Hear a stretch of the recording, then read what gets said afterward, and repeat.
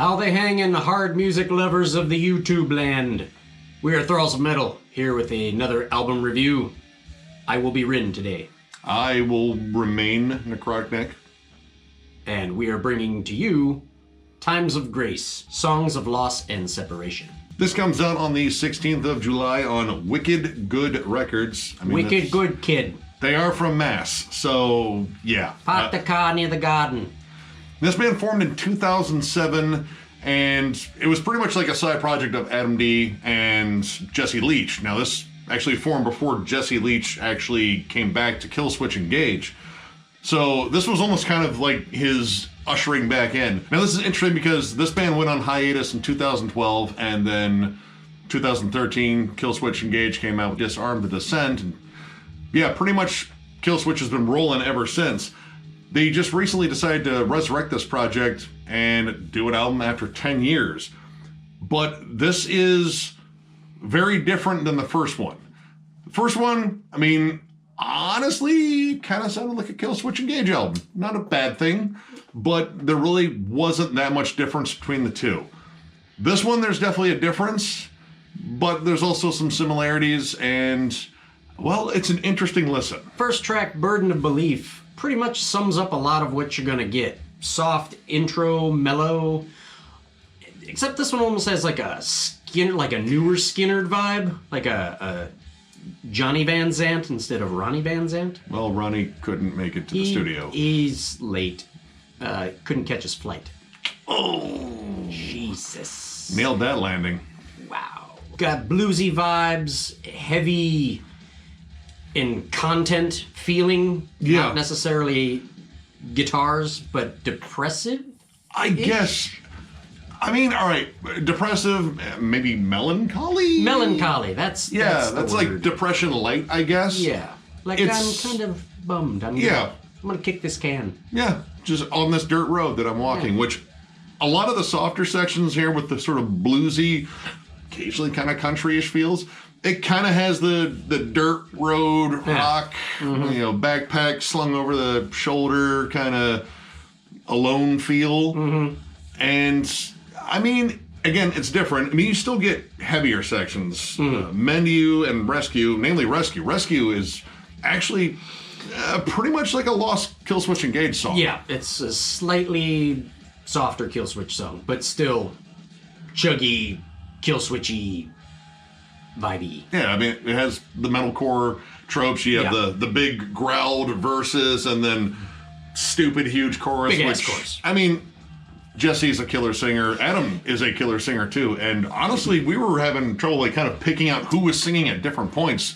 They harmonize really well. They both have distinct voices, but sometimes they really kind of like blend together. Like, I don't know who's singing, but I know they're doing it well. Jesse especially has a lot of vocal tools in his arsenal. Oh, yeah.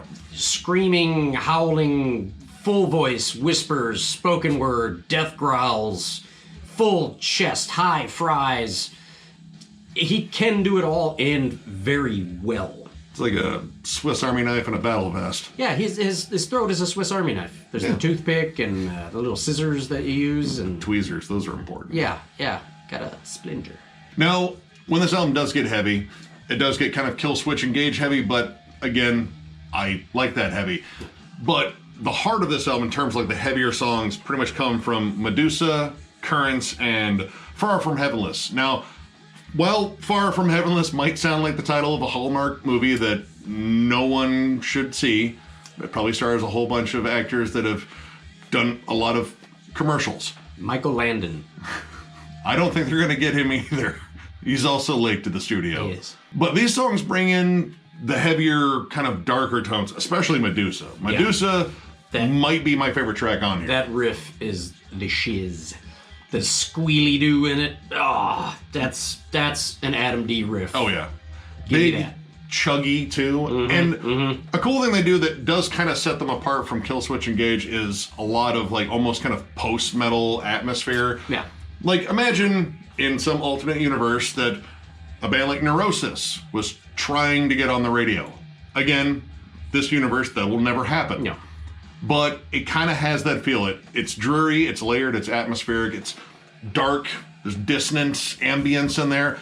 but it's accessible. You know, it's driven by big vocal hooks, whether they're growled or sung at this point, because they just match up so well. And it's just very raw and emotional and dark, and that's the side I can like really get into on here. Currents is, well, if you like Alice in Chains, you will probably like the vocal harmonies in here, which I gotta give Adam D and Jesse credit. They matched up as well as Lane and Jerry did. Yep, it's very Chainsy vibe. It's really, really close. Like, and I mean, there's no hiding it. I think that's the vibe that we're going for.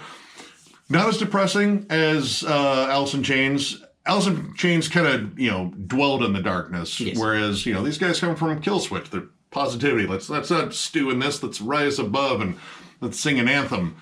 And it kind of does take a bit of that shift, but it is kind of a cool, heavier song, and it's a different kind of heavy again. I kind of looked for that because, again, that first album, very, very comparable to Killswitch Engage. And Far From Heaven has a really cool flip of the dynamic they had on Rescue. Rescue, big, heavy versus Jesse's growling his guts out.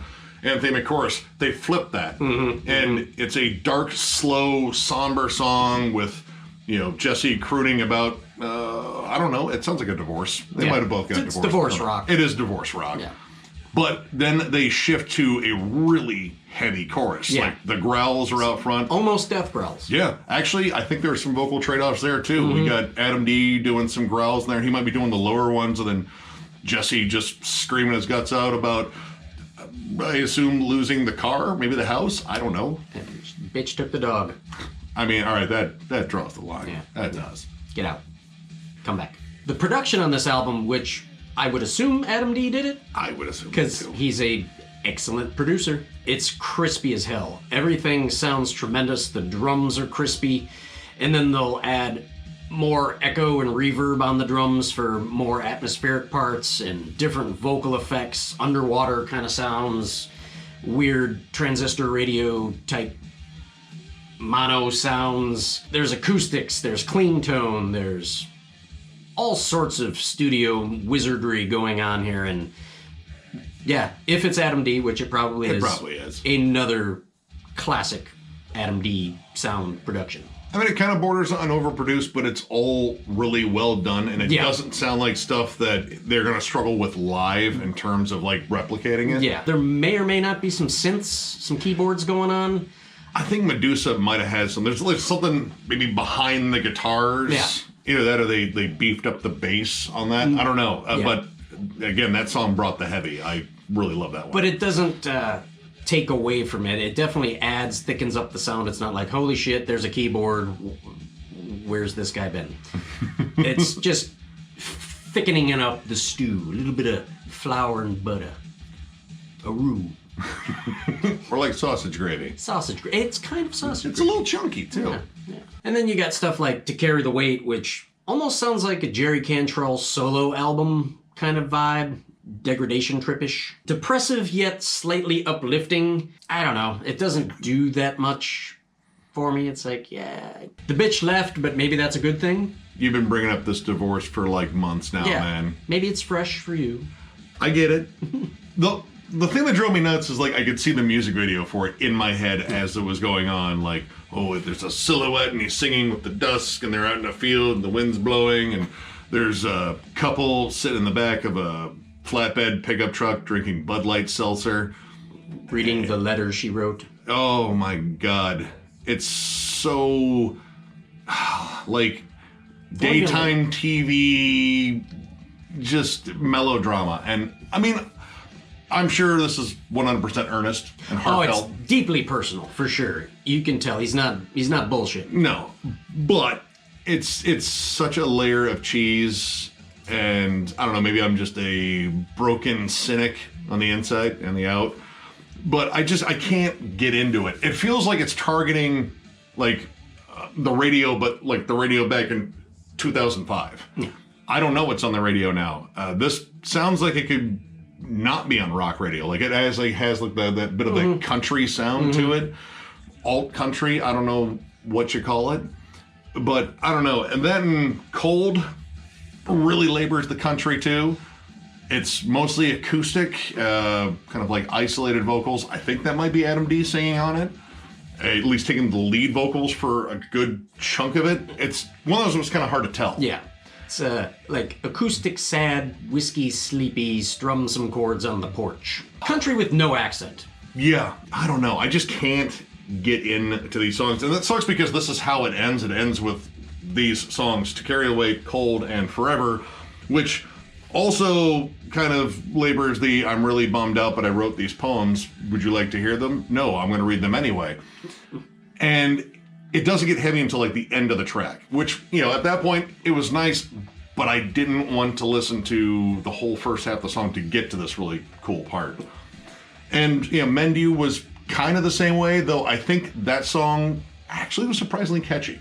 I really like that. And again, you can't take away from like the earnestness in terms of like the vocals. Like they emote very well with them. But when I started hearing that on repeat toward the end, it was like, dude, I need something else to kind of get out of this mood. Like you're bumming me out. Like this is where the party takes a turn after your buddy gets too drunk, and it was like, man, I can't believe she left me. It's like, oh, here we go. This is going to be the night, isn't it? Right here. And again, I can't take away from their talent. They're great songwriters. Yep. They're great producers, great singers. Yep. But there just came a point where it was just too much. I felt like this was the soundtrack to someone's couples therapy or divorce proceedings. Like it just got to be too much of the same sort of themes. And granted, you know, it kind of bounces around terms like, yes, I'm going to conquer this. No, I'm not. I'm just going to become a sad alcoholic right now. And then, you know, there's like some moments that feel like very preachy, which, you know, for people that are into that, more power to you, that kind of puts me off a little bit. But again, I can't take away from the songwriting. You know, they're good at what they do. It's just not everything they do is something I dig. Like, I still like Killswitch Engage, but there's still more intensity there. Yeah. And I feel like that intensity was kind of just teased. But I like the fact that when they got heavy, it was kind of a different heavy. It didn't feel like the first album where it was maybe stuff that would have been on a Killswitch Engage album had they not got together and wrote a whole new one. Yeah, like extra riffs laying around. Yeah. It didn't really sound like that. I guess in conclusion, I'm probably going to go with a 3. This isn't something I would probably jam on the regular, but if I was in this mood, this would hit. It would check all the boxes of the mood.